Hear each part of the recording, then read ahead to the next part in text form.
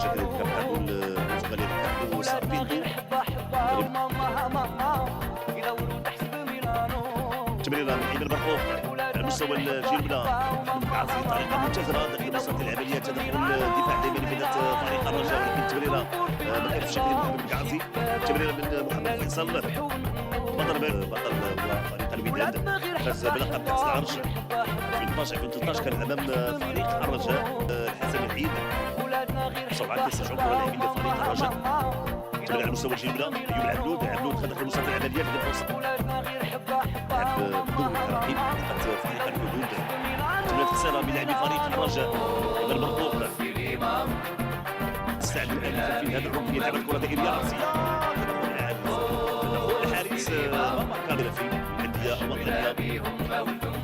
تمريره عند معاذ الضحاك عزيز ينتظر احد اللاعبين تقدم اسماعيل خفي ايمن برقوق.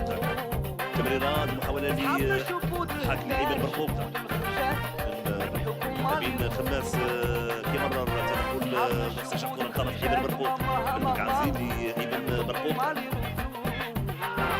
كيمرر اتجاه لعيب ايمن برقوق. تمرير على مستوى الجهه اليسرى تمرير سريع كما ثلاث تغييرات دفاع واحده في صفوف فريق الدفاع الحسني بكل مباراه.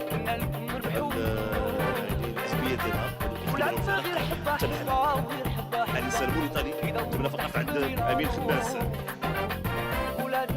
رجع كرة من ايمن برقوق لبقعازي. ايمن برقوق بقعازي ايمن برقوق هو دخول لاعب هلال الفردوسي.